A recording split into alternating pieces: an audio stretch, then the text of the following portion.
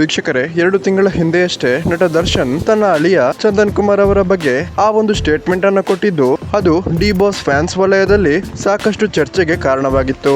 ತನ್ನ ಮಗ ವಿನೀಶ್ ದರ್ಶನ್ ಅಥವಾ ತನ್ನ ಅಳಿಯ ಚಂದನ್ ಕುಮಾರ್ ಅವರಿಗೆ ನನ್ನ ಫ್ಯಾನ್ಸ್ ಯಾರು ಕೂಡ ಕಾಲಿಗೆ ಬೀಳೋದಾಗ್ಲಿ ಅಥವಾ ಅವರಿಗೆ ಹತ್ತಿರವಾಗುವ ಪ್ರಯತ್ನವನ್ನ ಮಾಡೋದಾಗ್ಲಿ ನನಗೆ ಒಂಚೂರು ಕೂಡ ಇಷ್ಟ ಆಗಲ್ಲ ಅಂತ ನಟ ದರ್ಶನ್ ಅವರು ತನ್ನ ಇನ್ಸ್ಟಾಗ್ರಾಮ್ ಪೋಸ್ಟ್ ನಲ್ಲಿ ಸ್ಟೇಟ್ಮೆಂಟ್ ಅನ್ನು ಕೊಟ್ಟಿದ್ದರು. ಇದು ಅವತ್ತು ಮಾಧ್ಯಮಗಳಿಗೆ TRP ಹೆಚ್ಚಿಸುವ ಮತ್ತೊಂದು ಸುದ್ದಿಯಾಗಿದ್ದು, ನಟ ದರ್ಶನ್ ತನ್ನ ಅಳಿಯ ಚಂದನ್ ಕುಮಾರ್ ಅವರನ್ನ ದೂರ ಮಾಡಿದ್ದಾರೆ, ಚಂದನ್ ಮೇಲೆ ದರ್ಶನ್ ಕೋಪ ಮಾಡಿಕೊಂಡಿದ್ದಾರೆ ಅನ್ನುವ ಸುದ್ದಿಗಳು ವೈರಲ್ ಆಗಿತ್ತು. ಆದ್ರೆ ನಟ ದರ್ಶನ್ ಅವತ್ತು ಕೊಟ್ಟಿದ್ದ ಆ ಒಂದು ಸ್ಟೇಟ್ಮೆಂಟ್ ನ ಅರ್ಥ ಬೇರೆನೇ ಆಗಿತ್ತು ಅನ್ನೋದಕ್ಕೆ ಇವತ್ತಿನ ಈ ಒಂದು ವಿಡಿಯೋ ಸಾಕ್ಷಿಯಾಗಿದೆ.